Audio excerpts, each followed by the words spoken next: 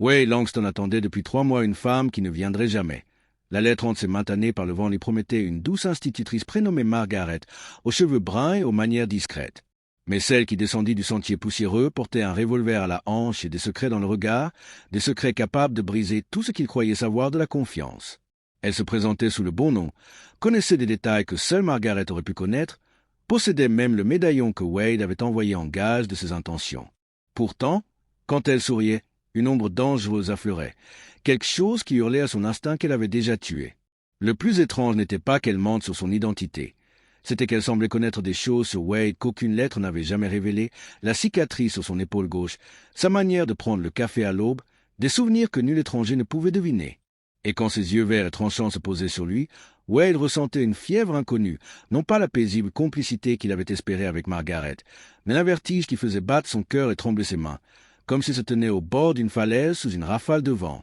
Au coucher du soleil de ce premier jour, il remarqua du sang frais sur sa botte, encore luisant, tandis qu'au loin des cavaliers avançaient vers sa propriété avec une détermination peu amicale.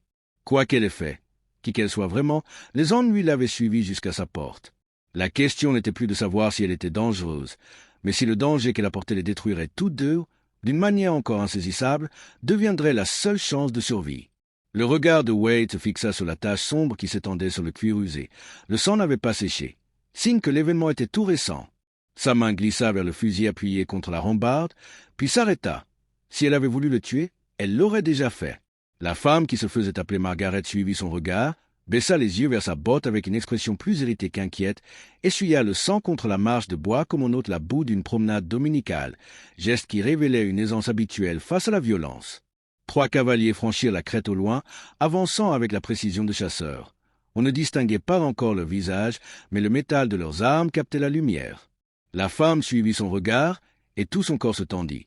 Sa main droite glissa vers son arme et, pour la première fois, Wade crut apercevoir la peur dans ses traits. « Des amis à vous » demanda-t-il d'une voix neutre, sachant depuis longtemps que montrer sa crainte revenait à saigner dans une eau pleine de requins. Elle replanta ses yeux verts dans les siens, le calcul brillant derrière leur éclat. Elle pesait ses options, jaugeait combien de vérité elle pouvait livrer. « Cela dépend de ce que vous appelez des amis, » répondit-elle enfin. « Ils sont tenaces, c'est certain. » La mâchoire de Wade se crispa. Les ennuis qu'elle traînait allaient devenir les siens, qu'il le veuille ou non. Son plus proche voisin se trouvait à 15 milles et le shérif aurait tout aussi bien pu vivre sur la Lune. Ici, un homme réglait ses affaires seul ou mourait en essayant. « Combien de temps avons-nous » demanda-t-il, surpris d'utiliser le mot « nous ». Mais quelque chose dans sa posture, prête à se battre contre un destin contraire, lui rappelait une louve acculée. « Dangereux, oui, mais désespéré. Peut-être 10 minutes si nous sommes chanceux, » répondit-elle en vérifiant ses munitions avec l'assurance de l'habitude. « Moins s'ils sont de meilleurs pisteurs que je ne le pensais. » Wade prit alors une décision qui allait tout changer. Au lieu de la chasser de sa propriété, au lieu de chercher à s'éloigner du chaos qu'elle apportait, il choisit. Les ennuis qu'elle portait avec elle prirent soudain toute leur ampleur. Wade rentra dans sa cabane et en ressortit avec son fusil et une boîte de munitions. « Alors, je suppose qu'on ferait mieux de se préparer. » La femme le fixa, une lueur de surprise dans le regard. « Vous ne savez même pas ce qu'ils veulent. »« Je sais seulement qu'ils foncent vers mes terres, arme à la main, » répondit Wade en chargeant son fusil d'un geste calme. « Ça me suffit. » Pourtant, en parlant, il ne pouvait chasser l'impression qu'il y manquait un détail essentiel. La manière dont elle se tenait, la façon dont elle semblait connaître son domaine presque aussi bien que lui, comme si elle l'observait depuis longtemps. Si c'était vrai, alors cette rencontre n'avait rien d'un hasard. La femme se déplaça sur la propriété avec l'assurance de quelqu'un qui en avait déjà étudié chaque recoin. Sans hésiter, elle se plaça derrière l'abreuvoir, exactement à l'endroit offrant la meilleure couverture, tout en gardant une vue dégagée sur les cavaliers qui approchaient. Wade avait découvert ce poste d'observation après 3 années à vivre ici. « Vous êtes déjà venu, » dit-il en s'installant à l'angle de la cabane. Ce n'était pas une question. Elle ne n'y a pas. Une femme qui voyage seule apprend à repérer les lieux sûrs où se reposer. Ses doigts effleurèrent le rebord de l'abreuvoir et Wade remarqua la façon dont elle en évaluait l'épaisseur avec l'aisance de quelqu'un qui avait déjà fait ce calcul. Voltaire semblait convenir. Les cavaliers étaient maintenant assez proches pour qu'ils distinguent leur visage. 3 hommes armés, le regard dur de ceux qui ont traversé des lieux pour s'emparer de ce qu'ils convoitent. Celui qui menait avait une cicatrice courant de l'oreille gauche à la mâchoire et son sourire promettait la douleur. « Dick Hargrove » lança-t-il d'une voix qui portait clairement. « Nous savons que tu es là. » Sors et nous pourrions laisser ton ami en vie. Un froid mordant envahit Wade. Dixie, pas Margaret. À ce nom, la femme se raidit, mais ne parut nullement surprise. On aurait dit qu'elle attendait ce face-à-face depuis longtemps. « Combien de personnes as-tu tué ?» Dixie demanda Wade doucement sans quitter les hommes des yeux. « Pas autant que, » répondit-elle, et quelque chose dans sa voix le convainquit. « Et jamais quelqu'un qui ne le méritait pas. » Le chef leva la main, stoppant ses compagnons à une 50aine de yards de la cabane. « On peut faire ça facilement ou dans la douleur, Dixie, mais tu viens avec nous quoi qu'il arrive. » La poigne de Dixie se resserra sur son arme. « Je t'ai dit à Kansas City, Crenshaw, que j'en avais fini avec cette vie. » Crenshaw ricana, un son de verre brisé. « Personne ne quitte notre affaire. Tu sais trop de choses. Tu as trop vu. » Son regard glissa vers Wade. « Et maintenant, ton ami en a vu trop lui aussi. » Wade comprit avec une été glaciale que ce n'était pas seulement le passé de Dixie qui les intéressait. Il s'agissait de réduire au silence tous les témoins, d'effacer toute trace de leur crime. Le sang sur sa botte prit soudain tout son sens. « Il y a quelque chose que tu dois savoir, » murmura Dixie si bas que lui seul l'entendit. « La vraie Margaret ne viendra pas parce qu'elle ne peut plus venir. Elle est morte. Ces hommes l'ont tuée il y a 3 jours parce qu'elle refusait de révéler où me trouver. » Le monde vacilla sous les pieds de Wade. L'institutrice douce avec qui il correspondait depuis des mois, la femme qu'il envisageait d'épouser, n'était plus. Assassinée par les mêmes hommes qui encerclaient maintenant sa propriété. Ils ont utilisé ces lettres pour me traquer, poursuivit Dixie. J'ai pris sa place pour les éloigner des innocents. Je n'avais jamais voulu que tu sois mêlé à tout ça. Une rage pure monta en lui, brûlante, implacable. Ces hommes n'avaient pas seulement tué une innocente, ils avaient transformé son espoir de compagnie en piège. Mais en observant Dixie, la fermeté de ses mains malgré le danger, la détermination de son regard à le protéger alors qu'elle le connaissait à peine, Wade comprit quelque chose qui changea tout.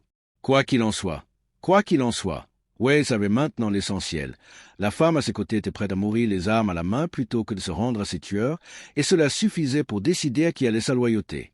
Crenshaw levait déjà son arme quand Dixie murmura quelque chose qui glaça le sang de Wade. « Wade, il y a autre chose, la vraie raison pour laquelle ils me veulent morte. » Ces mots restèrent suspendus dans l'air comme la fumée d'un coup de feu. Wade brûlait de questions, mais Crenshaw mettait pied à terre, ses bottes heurtant la poussière avec une lenteur calculée, tandis que les 2 autres cavaliers se déployaient pour encercler la cabane, des gestes précis d'hommes habitués à traquer. « J'ai été témoin de quelque chose », chuchota Dixie d'une voix urgente. « À Kansas City, ces hommes ne sont pas seulement des tueurs. Ils font partie d'un réseau plus vaste. Ils volent du bétail et accusent les tribus pour provoquer des conflits, empochant l'argent du bétail volé et celui des contrats militaires qui suivent. » Le sang de Wade se figea. Il avait entendu des rumeurs, mais savoir qu'elle avait vu tout cela signifiait qu'elle détenait de quoi abattre des hommes puissants, capables de faire disparaître des communautés entières. « Combien de têtes ?» demanda-t-il, comprenant enfin pourquoi ils avaient tué Margaret, pourquoi ils pourchassaient Dixie à travers les États. « Plus de 2000 ?» répondit-elle en vérifiant ses munitions, « et j'ai les documents pour le prouver. » Le poids de cette révélation s'abattit sur Wade comme une couverture de plomb. Elle ne fuyait pas seulement des tueurs, elle portait la preuve d'une corruption qui s'étendait jusqu'aux gouvernements territoriaux et aux commandements militaires. Pas étonnant qu'il la veuille morte. Crenshaw appela de nouveau, plus proche. « Dernière chance, Dixie. Sors et on abrège tes souffrances. » Wade prit une décision qui l'étonna lui-même. Au lieu de rester caché, il sortit à découvert, son fusil braqué sur la poitrine du chef. « C'est ma terre » déclara-t-il d'une voix qui résonna dans la cour. « Vous êtes en intrusion. » Le sourire du balafré s'élargit. On dirait qu'on a un héros. Il fit signe à ses compagnons. « Les gars, ce cow-boy croit pouvoir protéger notre petit témoin. »« Votre témoin a tué une innocente, » répliqua Wade, le doigt sur la détente. « Cela fait de vous des assassins, et les assassins ne sont pas les bienvenus chez moi. »« Tu ne sais pas dans quoi tu t'embarques, l'ami, » dit Crenshaw en avançant d'un pas. « Cette femme a du sang sur les mains, plus que tu ne penses. » Wade sentit Dixie se raidir, mais ne détourna pas le regard. Ça, c'est entre elle et sa conscience. Vraiment? Le rire de Crenshaw était cruel. Dis-lui, Dixie, dis-lui ce qui s'est passé à Denver. Dis-lui la famille que tu n'as pas pu sauver. Pour la première fois depuis son arrivée, Wade entendit le souffle de Dixie se briser. Quelque chose à Denver l'appelait qu'il s'acharnait à rouvrir. Il y a des choses qu'on ne peut pas réparer, dit-elle doucement, mais son âme ne trembla pas. Ça ne veut pas dire que j'ai cessé de faire ce qui est juste. Le face-à-face tendit comme un fil prêt à rompre 3 contre 2, aucun abri, nulle part où fuir. Wade sentait la sueur couler entre ses omoplates malgré l'air frais. Tout dépendrait de celui qui tirerait le premier. Mais au moment où Crenshaw leva son arme, un nouveau son monta à l'est. Des sabots, plusieurs chevaux galop. Le cœur de Wade se serra, craignant des renforts pour Crenshaw. À sa grande surprise, Dixie esquissa son premier sourire depuis son arrivée. Pile à l'heure. « Qui arrive ?» demanda Wade, mais elle fixait les cavaliers approchant avec une expression presque soulagée. Des coups de feu éclatèrent sur le sentier haie, et Crenshaw se retourna, stupéfait. Quelle que fût la situation, il ne l'avait pas prévu. « Dixie, » dit Wade avec urgence, « qui d'autre c'est que tu es ici ?» Les nouveaux arrivants surgirent du nuage de poussière, armes au poing, mais ils ne visaient pas Wade ni Dixie. Leurs balles trouvaient les hommes de Crenshaw avec la précision de ceux qui connaissent parfaitement leur cible. Wade compta 5 cavaliers, tous portant des insignes qui brillaient sous le soleil de l'après-midi, des maréchaux fédéraux. Dixie, sans quitter Crenshaw des yeux, expliqua d'une voix ferme. « J'ai envoyé un message sur leur trafic de bétail avant de venir ici. Les marshals les traquent depuis des semaines. » Le visage de Crenshaw se tordit de rage en comprenant le piège. « Tu nous as vendus, sorcière rusée. »« Je t'ai donné des chances de partir, » répliqua Dixie calmement. « À Kansas City, à Silver Creek, même hier, quand tu aurais pu continuer ta route. Mais tu as tué Margaret à la place. » Le vacarme des fusillades s'intensifia, tandis que les 2 complices de Crenshaw, pris entre la cabane et les marshals qui approchaient, perdaient pied. L'un poussa un cri et s'effondra en tenant son épaule, l'autre jeta son arme et leva les mains en signe de reddition. Mais Crenshaw n'en avait pas fini. Dans un élan désespéré, il se jeta vers la cabane, son pistolet pointé droit sur Wade. « Si je tombe, j'en emmène un avec moi. » Dixie bougea plus vite que Wade n'aurait cru possible. Elle se plaça entre eux au moment où Crenshaw tirait. La balle atteignit au flanc et la fit pivoter avant qu'elle ne s'écroule. Malgré la douleur, elle riposta, sa propre détonation frappant Crenshaw en pleine poitrine. L'homme balafré tomba à genoux, puis s'affaissa dans la poussière. Le silence retomba, troublé seulement par le bruit des chevaux approchant et la respiration haletante de Dixie. Wade laissa tomber son fusil et s'agenouilla près d'elle, pressant la plaie de ses mains. Le sang chaud s'infiltra entre ses doigts. « Pourquoi tu fais ça ?»« Parce que tu as choisi de rester avec moi. » souffla-t-elle, le visage pâle mais le regard toujours vif, même sans connaître toute la vérité. Le marshal en tête mit pied à terre. Son insigne brillait, Deputy Marshal Samuel Brooks. C'était un homme buriné, aux yeux bienveillants, qui posa sur Dixie un regard empli de respect. « Mademoiselle Hargrove, vous avez pris un sacré risque en venant ici. »« Il fallait les attirer, » répondit Dixie avec un gémissement quand Wade serra la blessure. Il se rapprochait trop des innocents. Brooks hocha la tête puis se tourna vers Wade. « Vous devez être Langston. Mademoiselle Hargrove nous avait dit que vous seriez peut-être prêt à aider quand elle a envoyé son message. » Wade sentit le monde basculer. « Vous aviez tout prévu. » La main de Dixie trouva la sienne, étonnamment forte malgré la douleur. « Pas tout. Je suis vraiment venu pour les éloigner des autres. Mais en voyant quel homme tu étais, prêt à protéger une étrangère, j'ai su que je pouvais te confier la vérité. »« Quelle vérité ?» demanda Wade, même s'il devinait déjà.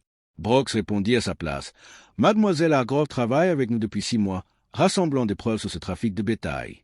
Elle risque sa vie pour faire tomber des hommes qui volent les éleveurs honnêtes et déclenchent des guerres pour masquer leurs crimes. » Wade la regarda enfin telle qu'elle était, non pas une criminelle en fuite, mais une combattante de la justice. « Le sang sur ta botte, à qui appartenait-il ?»« À Margaret, » murmura Dixie. « Je l'ai trouvée trop tard pour la sauver, mais je suis resté assez longtemps pour l'enterrer dignement. Elle le méritait. » Les pièces du puzzle s'assemblaient, mais une question le tourmentait encore. Pourquoi être venu ici, Dixie, parmi tous les lieux possibles? Leurs yeux se croisèrent, et pour la première fois, il y eut une fragilité. Parce que les lettres de Margaret ne parlaient pas seulement de toi cherchant une épouse.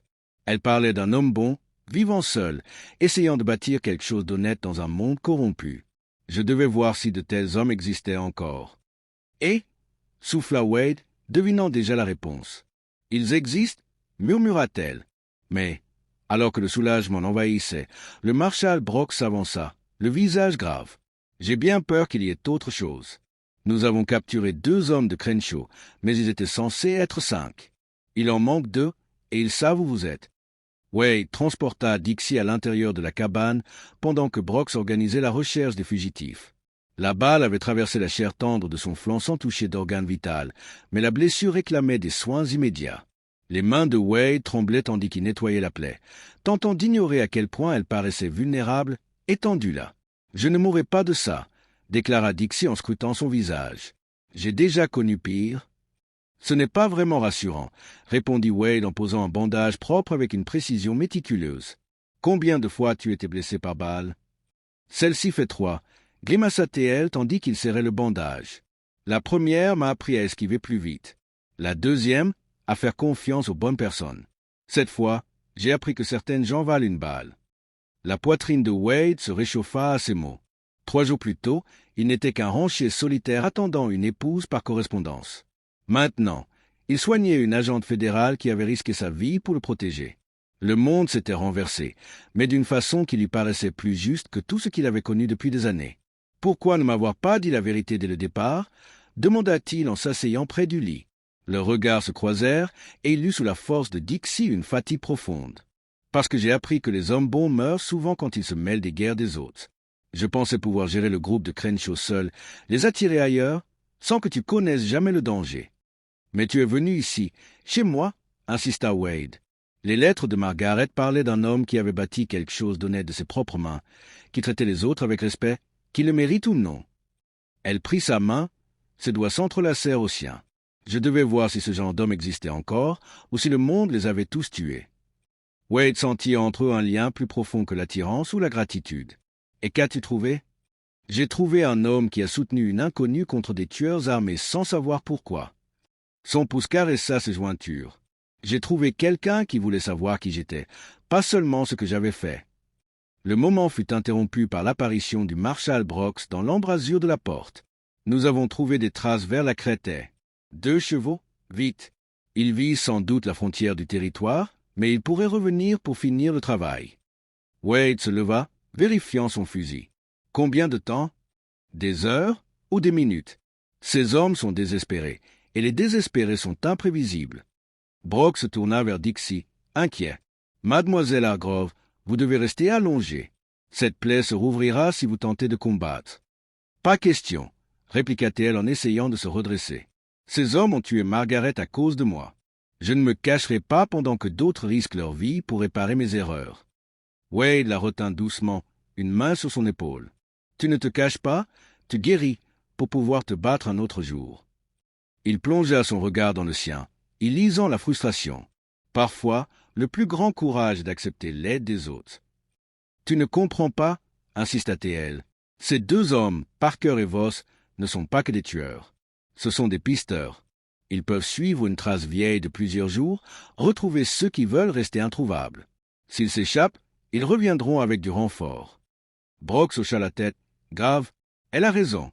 Il faut en finir ici. » Wade sentit le poids de la décision s'abattre sur lui. Il pouvait laisser les marshals poursuivre les fugitifs ou participer lui-même à la protection de la femme qui avait bouleversé sa vie en 3 jours. Mais en croisant le regard confiant de Dixie, il sut que le choix était déjà fait. Certaines causes valent le combat, certaines personnes valent tous les risques. « Que voulez-vous que je fasse » demanda-t-il à Brooks. Avant que le marshal ne réponde, un fracas devait retentir à l'arrière de la cabane. Quelqu'un venait de lancer une pierre à travers la fenêtre de la cuisine. Attachée à la roche, une note qui changea toute une fois encore. Brooks ramassa le papier, son visage s'assombrissant à mesure qu'il lisait. « Ils veulent négocier », annonça-t-il. « Dixie contre un passage sur hors du territoire. » Wade arracha le message des mains du marshal. L'écriture, rude et nerveuse, proclamait « La femme contre notre liberté. À l'aube, au rocher du diable. Viens seul, où nous commencerons à tuer des éleveurs. » Le rocher du diable, murmura Wade. Il connaissait l'endroit, une formation rocheuse à environ 5000 au nord et j'ai reçu leur réponse plus vite que prévu. La formation de cavaliers s'arrêta dans un nuage de poussière, le soleil accrochant l'éclat des insignes sur leur manteau. C'était une véritable unité de marshal, parfaitement disciplinée, qui mit pied à terre en un seul mouvement. Wade sentit une vague de soulagement, mais aussi une tension nouvelle. La situation venait de changer, et il devait s'assurer que personne ne se fasse tuer par erreur. Brooks s'avança, levant la main en signe d'accueil. « Messieurs, merci d'être venus si vite. Les fugitifs Parker et Voss se cachent près du rocher du diable. » Le chef du détachement, un marshal au visage buriné, hocha la tête. On a reçu votre message hier. On a suivi leur piste depuis l'aube. Son regard glissa vers Dixie, qui, malgré la douleur, se tenait debout, soutenu par Wade. Mademoiselle Hargrove, nous avons entendu parler de votre courage. Dixie répondit d'une voix ferme, même si son flanc saignait encore sous le bandage. Il compte sur l'effet de surprise. Le rocher du diable est parfait pour une embuscade. Il faut avancer par le sud, par le vieux sentier de chasse qui longe le ruisseau. Le marshal la fixa, impressionné. Vous connaissez bien le terrain. Assez pour savoir qu'ils nous attendent par la piste principale, répliqua T.L. Wade sentit le regard de Dixie sur lui, et un accord silencieux passa entre eux. Ce qu'ils avaient prévu ensemble pouvait encore fonctionner, mais avec plus d'hommes pour couvrir chaque issue. Brox prit la décision. Très bien, on va encercler le rocher du diable. Langston, vous connaissez ce sentier mieux que quiconque. Guidez l'escouade sud. Wade serra son fusil et hocha la tête. On les prendra par derrière. Parker et Voss n'auront nulle part où fuir. Il se tourna vers Dixie. Tu restes ici, tu as déjà risqué ta vie assez longtemps. Elle voulut protester, mais il posa une main ferme sur son épaule. Tu as fait plus que ton devoir. Laisse-nous finir. Un instant, elle sembla prête à se battre encore, puis elle céda, les yeux brillants. Reviens vivant, Wade. Leurs regards se croisèrent, et tout ce qui n'avait pas été dit se transmit en silence. Puis Wade rejoignit les marshals, le cœur lourd mais déterminé. À l'horizon, le soleil commençait à descendre derrière les collines, projetant une lueur rouge sur la pierre sombre du rocher du diable. Le dernier acte de cette traque venait de commencer, et Wade Langston savait qu'il ne s'agissait plus seulement de protéger ses terres. Il s'agissait de défendre ce qu'il avait trouvé en 3 jours bouleversants, une raison de se battre et peut-être quelqu'un pour qui continuer à vivre. 3 semaines plus tard, Wade se tenait sur son porche, observant Dixie qui s'occupait du jardin qu'elle avait planté derrière la cabane. Sa blessure avait cicatrisé sans complication, ne laissant qu'une fine cicatrice qu'elle portait comme une marque d'honneur.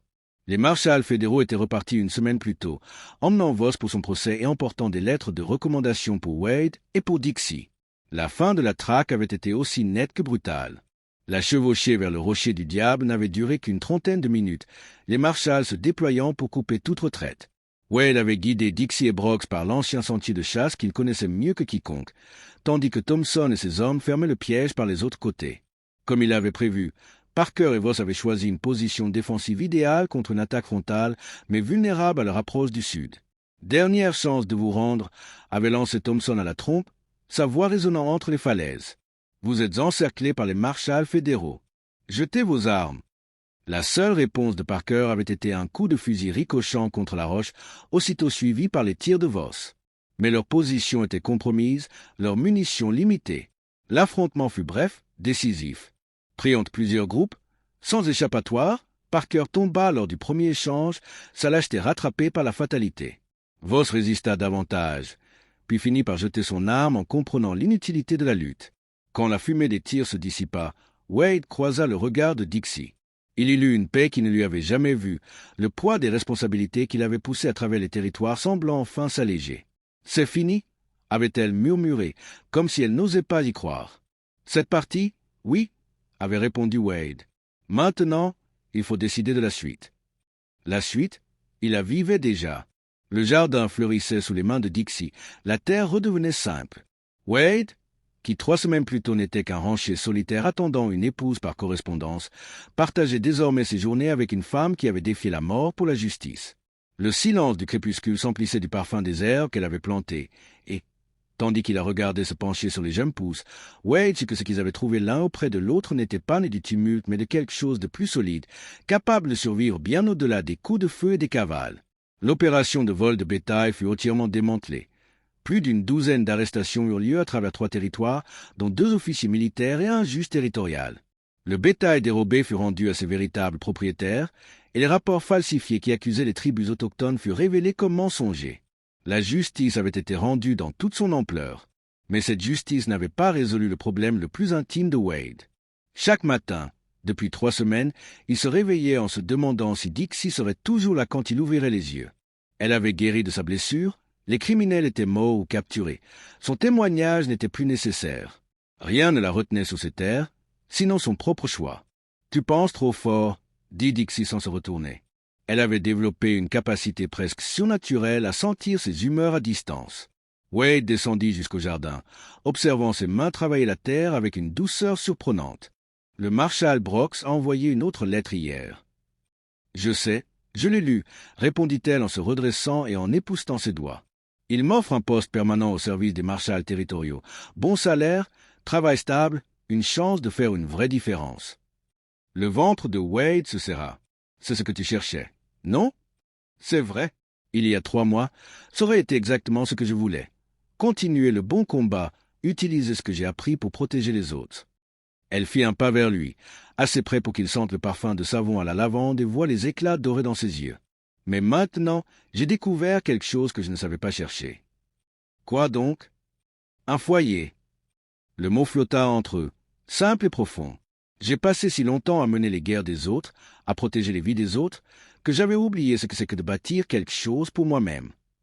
Wade prit ses mains, sentant la rudesse acquise à réparer les clôtures et à soigner le bétail. « Qu'est-ce que tu veux dire, Dixie? »« Je veux dire que les lettres de Margaret avaient raison sur toi. Tu es un homme bon, qui construit quelque chose d'honnête dans un monde corrompu. » Elle sourit, et Wade sentit une chaleur lui envahir la poitrine. « Je dis que j'aimerais t'aider à bâtir tout cela, si tu veux bien de moi. » Il encadra son visage de ses mains. « Tu es sûr? Cette vie n'a rien de spectaculaire. Pas d'aventure, pas de grande cause, juste du travail quotidien et des soirées tranquilles.